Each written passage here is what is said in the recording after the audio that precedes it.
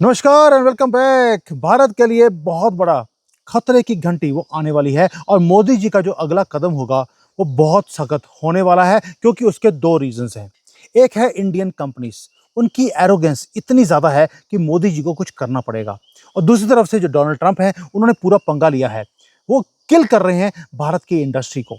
Hard steps अब लेने पड़ेंगे विदाउट डिले। मोदी जी के पास कोई चॉइस नहीं रहा।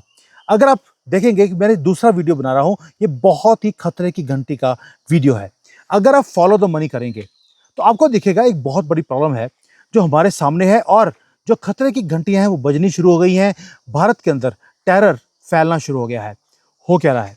गवर्नमेंट को फिक्स करना पड़ेगा, क्योंकि 30% निफ्टी आईटी का इंडेक्स वो गिर चुका है एक साल में। यानी कि 1/3 जो हमारा आईटी सेक्टर है, उसकी जो टोटल वेल्थ है वो उड़ चुकी है, इवेपोरेटेड इनटू थिन एयर। जो मेन स्ट्रीम मीडिया है वो बोल रहा है ये टेम्पररी एक मार्केट की करेक्शन है। झूठ बोल रहे हैं वो। ये स्ट्रक्चरल एक कोलैप्स है जो हमारी आंखों के सामने हमें दिख रहा है। मिलियंस ऑफ इंडियन फैमिलीज वो डिपेंड करती हैं इन आईटी के जॉब्स के ऊपर। उनका घर चलता है इसके ऊपर, और उनकी जो जॉब है, उनका फ्यूचर है, वो हैंग कर रहा है पतले से धागे के साथ। जो ग्रेट इंडियन आईटी ड्रीम था वो एक्टिवली हमारी आंखों के सामने वो फ्रैक्चर हो रहा है। And nobody is telling the truth कि पीछे असलियत क्या है। मैं आपके सामने कुछ चीजें रखूंगा और फिर बताऊंगा आपको कि मोदी जी को स्टेप्स अब लेने क्यों पड़ेंगे।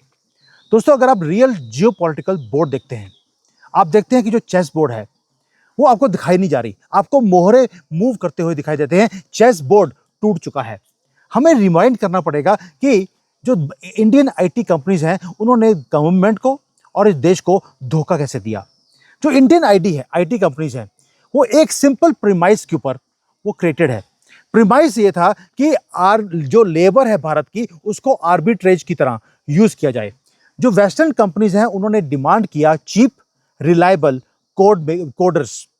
भारत ने मिलियंस ऑफ लोगों को तैयार कर लिया, एक फौज खड़ी कर ली कोडिंग की। Companies like Infosys, TCS, Wipro, ये ग्लोबल टाइटन्स और जायंट्स बन गए। किया क्या इन्होंने प्रोड्यूस क्या किया आज तक? सिर्फ बैक ऑफिस का काम किया फॉर्च्यून 500 कॉर्पोरेशंस के लिए। देखने के लिए flawless beautiful money printing machine आपको दिखाई दी है, लेकिन 20 साल तो ये काम चलता रहा परफेक्टली भारत के लिए। हमने करोड़ों रुपए, करोड़ों हमने डॉलर्स हमने कमाए हैं, लेकिन अब जो मशीन है वो सडनली ब्रोक होती हुई दिखाई देती है। रिवाइंड कीजिए 1999 की तरफ। आपको याद होगा ये कहानी कहां से शुरू हुई थी, और वो गलती जो हमने काम सही किया था, आज गलती की तरफ आ रहे हैं। Y2K का बग था, टेरिफाई किया हुआ था वेस्टर्न वर्ल्ड को। और जो अमेरिकन बैंक्स है वो डेस्परेट थे, उन्हें मैसिव कोड ओवरहॉल्स करने थे, पूरा का पूरा सिस्टम को ओवरहॉलिंग करना था। उन्हें चीप लेबर चाहिए थी, एंड लेबर भी चाहिए थे मिलियंस ऑफ लोग, ताकि वो फास्ट तरीके से पूरी कोडिंग को चेंज कर सकते। भारत ने उस कॉल को सुना और हमने यहां पर एक सिंगल इवेंट को अपना फ्यूचर बना लिया। दोस्तों, उसी से मॉडर्न आईटी जो सेक्टर की कंपनीज हैं वो खड़ी हुई हैं। ये जियोपॉलिटिकल मास्टर स्ट्रोक उस वक्त वो लग रहा था। हमने कैपिटलाइज किया एक absolute panic of western countries. हमने बिल्ड किया पूरे एंटायर मेगा सिटीज को एक फंडामेंटल प्रॉब्लम के लिए। बैंगलोर, पुणे, हैदराबाद, ये एक्सप्लोड कर गए ग्लोबल टेक हब्स के अंदर। मिलियंस ऑफ यूथ उन्होंने गांवों से निकलकर कोडिंग सीखनी शुरू कर दी। बूट कैंप्स लगने शुरू हो गए, 6 महीने में कोडिंग सीखी और बड़ी बड़ी कंपनीज में लाखों रुपए की सैलरीज पे काम करना शुरू कर दिया। जेन्युइन इकोनॉमिक मिरेकल दुनिया को दिखा, लेकिन मिरेकल्स वो लास्ट नहीं करते, वो सपनों की तरह होते हैं, टूट जाते हैं। अब आते हैं 10 साल पीछे। आपको मैंने पहले 30 साल पहले बताया, अभी 10 साल पहले क्या हुआ। इंडियन आईटी के जो लीडर्स हैं वो एरोगेंट बन गए। उनको लगा कि भाई लेबर आर्बिट्रेज मॉडल कभी खत्म हो ही नहीं सकता, तो उन्होंने इनोवेशन के अंदर काम करना बंद कर दिया। वो हायर करते रहे, जो एक्सपीरियंस लोग हैं उनको नहीं किया, जो फ्रेशर्स हैं उनको हायर किया। मिलियंस ऑफ इंजीनियर्स को ग्रेजुएशन करवाया और पुश कर दिया इस मैसिव कोडिंग वाली फैक्ट्रीज के अंदर। उनको लगा कि अमेरिकन क्लाइंट्स को प्रीमियम रेट्स पे कस्टमर चाहिए, हम देंगे। यहां पर आदमी को दिया 10,000 रुपए और अमेरिका से लिए 1 लाख रुपए। इल्यूजन था, लोगों को दिखाया गया आप एक हाई टेक कंपनी में आप काम कर रहे हैं। वहां पे सिर्फ एक्सेल की शीट्स बनाने का लोग काम करते थे। दोस्तों, इसको बोलते हैं डिजिटल स्वेटशॉप। लेकिन जो राइटिंग ऑन द वॉल था वो कई सालों से ये होता जा रहा है। मैं पिछले 2 साल से लगातार इसके ऊपर वीडियोस बना रहा हूं कि हमारी आईटी कंपनीज इनोवेशन नहीं कर रही, हमारे लिए नुकसान का काम हो जाएगा। मोदी जी भी बोलते रहे बट नोबडी लिसन्ड। अब आते हैं 3 क्वाइट चीजें हो रही हैं, डेडली फोर्सेस जो हमारे देश के खिलाफ वो काम कर रही हैं। दोस्तों, जो अगर टीवी देखेंगे, जो टीवी के एंकर्स हैं वो क्या बोल रहे हैं, जो क्वार्टरली रेवेन्यूज आ रहे हैं उसको सेलिब्रेट किया जा रहा है भारत के अंदर कि जी आईटी सेक्टर बड़ा अच्छा चल रहा है, आप शेयर खरीद लीजिए। जो फाउंडेशन है आईटी सेक्टर की वो क्रैक आ चुके हैं। दोस्तों, पहला तो ये था कि जो आर्टिफिशियल इंटेलिजेंस है वो बढ़ता जा रहा है। जनरेटिव एआई उसने सारी कोडिंग का काम उसने उठा लिया। जो काम हमारे कोडर्स शायद 1 महीने में करते थे, जो एआई है वो 1 घंटे में करता है। जहां पर 10,000 लोग काम कर रहे हैं, यहां पर एक एआई मॉडल वो पूरा का पूरा कोडिंग का सिस्टम वो रीराइट कर रहे हैं। ये सोता ही नहीं है, 24 घंटे वो काम करता है। वो सैलरी हाइक नहीं मांगता, उसको स्लीप नहीं चाहिए, वो खाना नहीं चाहिए, उसको सिगरेट का ब्रेक नहीं चाहिए। इसलिए जो इंडियन आईटी लीडरशिप है उन्होंने मिस किया एक क्रिटिकल मोमेंट को, जहां पर एआई में इनोवेशन करना चाहिए था। They were busy in creating cheap labour. World ने शिफ्ट करना शुरू कर दिया है स्मार्ट ऑटोमेशन सिस्टम्स की तरफ, और हम आज भी लेबर के अंदर फंसे हुए हैं। ये तो है one part of the story. जो सेकंड डिस्ट्रक्टिव फोर्स है वो है डोनाल्ड ट्रंप। उन्होंने बोल दिया कि अमेरिका की इंडस्ट्रीज को मुझे प्रोटेक्ट करना है। यूएसए का जो पॉलिटिकल रेडिकलाइज सिस्टम है उसने उसको अंदर देखा, और पिछले 1 साल से एक ही काम हो रहा है, वॉशिंगटन ने वेपनाइज बना दिया टैरिफ्स को, और उन्होंने बोल दिया कि जो अमेरिकन कंपनीज का जो डाटा है वो अब बाहर से जाकर प्रोसेस नहीं होगा किसी कोडिंग कंपनी इन भारत, वो अमेरिका में ही होना चाहिए। इसलिए अमेरिकन टेक कंपनीज को बोल दिया अब स्पेंडिंग को इंक्रीज कीजिए। दोस्तों, जो कॉर्पोरेट अमेरिका है अब वो पैनिक कर रहे हैं क्योंकि रेगुलेशंस जो हैं वो बहुत ज़्यादा स्ट्रांग है। अग्रेसिवली जो कॉर्पोरेट का जो डाटा है उसको लॉक किया जा रहा है, वो अमेरिका में रहना चाहिए। इसलिए उन्होंने आउटसोर्स करना बंद कर दिया। और जो इंडियन टेक जायंट्स हैं, सडनली उनके पास आदमी तो हैं लेकिन उनके पास फ्रेश कॉन्ट्रैक्ट्स नहीं हैं, इसलिए 30% का फॉल हमारे आईटी इंडेक्स में आ गया। ये तो है साइलेंट किलर्स, जो जिसके बारे में कोई भी बात नहीं कर रहा। क्या? यूएस टैरिफ्स वो अनसर्टेनिटी क्रिएट कर रहे हैं। It is not about physical goods, it is about data, it is about digital sovereignty.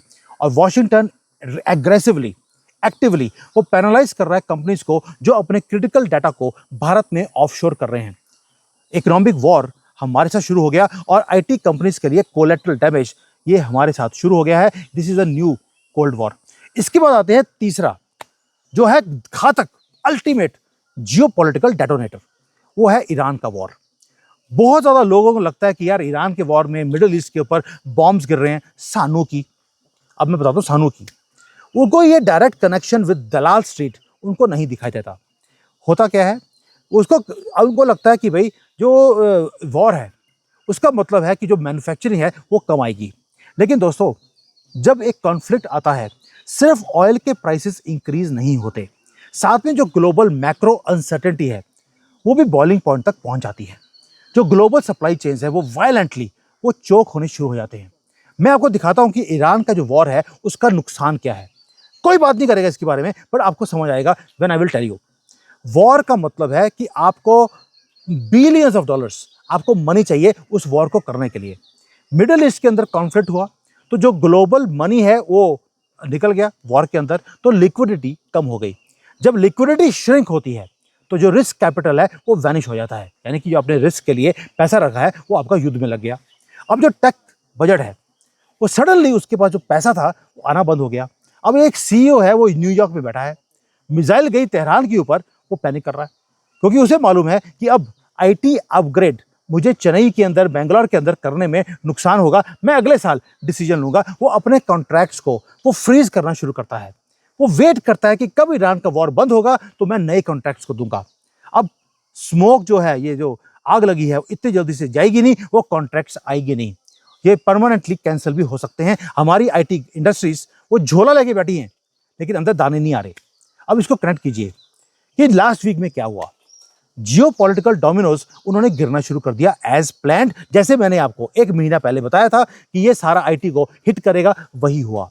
Iran war directly वो फ्यूल कर रहा है यूएसए के इन्फ्लेशन को। हाई इन्फ्लेशन का मतलब है यूएसए का जो फेडरल रिजर्व है वो इंटरेस्ट रेट्स को कम नहीं कर सकते। अब इंटरेस्ट रेट हाई है तो वहां पे जो स्पेंडिंग है वो बंद हो गई। वायलेंटली जो एक्सपेंशन के प्लान्स हैं उसको किल कर दिया गया।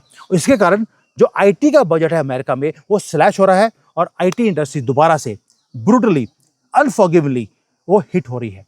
दोस्तों, ये पैथेटिक रिएक्शन है हमारे कंट्री के अंदर। निफ्टी आईटी इंडेक्स वो ड्रॉप कर रहा है और एक्सपर्ट्स टीवी के ऊपर क्या बोल रहे हैं?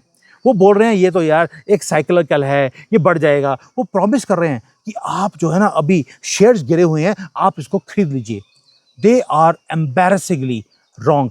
अगर ये होता तो आईटी इंडेक्स 30% नीचे नहीं गिरता और जो फॉरेन के इन्वेस्टर्स हैं वो किसी और चीज को नहीं बेच रहे, वो आईटी इंडस्ट्रीज के शेयर्स को, इंडेक्स को बेचकर वो बाहर निकल रहे हैं।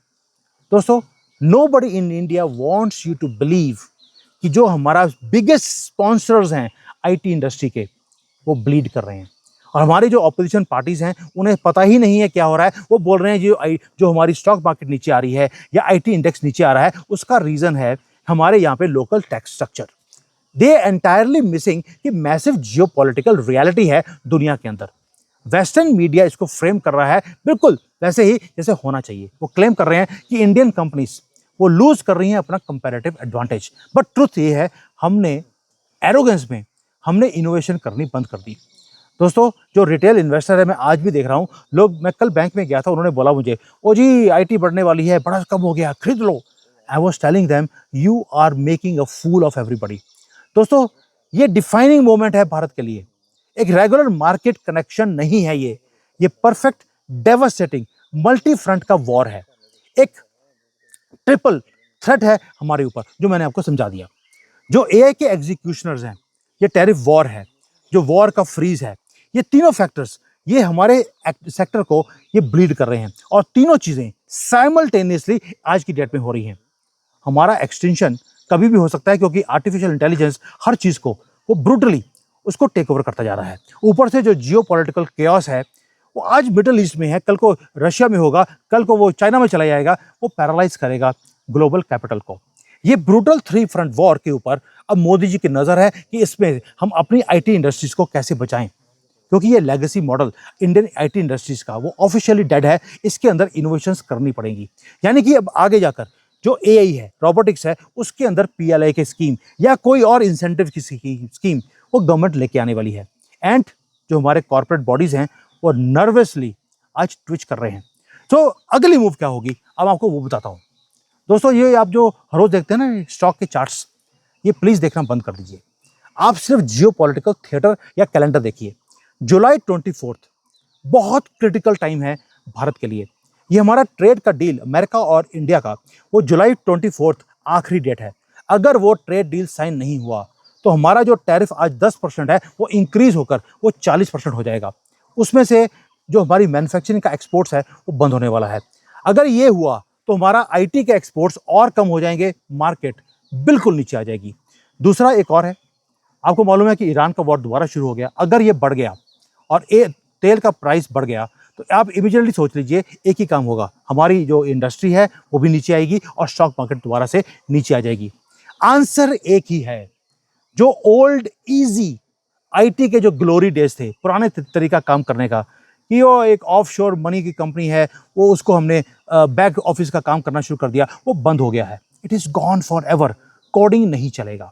इंडियन कंपनीज को अब सर्वाइव की बजाय उनको अब थ्राइव करना पड़ेगा, उनको बिल्ड करना पड़ेगा एआई के मॉडल्स, उनको अपना यूट्यूब, अपना फेसबुक, ये सब कुछ क्रिएट करने पड़ेंगे, इनको अपना जीमेल क्रिएट करना पड़ेगा भारत को।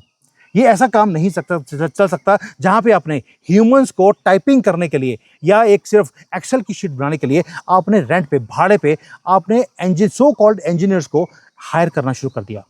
जो जियोपॉलिटिकल मैप है वायलेंटली वो रीड्रॉ हो रहा है।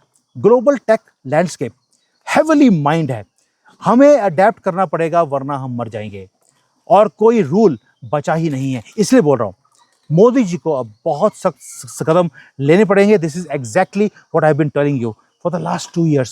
पर सुनता कौन है भारत में? क्योंकि एवरीबडी इज टू इंटेलिजेंट। वो सुनते हैं हमारे इंडियन मीडिया को, जहां पर पेड एक्टर्स बैठे हैं पैसे लेकर, जो बोला जाता है वो तोते की तरह बोलना शुरू कर देते हैं without any analysis. I hope you open your eyes. Thank you. जय हिंद, वंदे मातरम।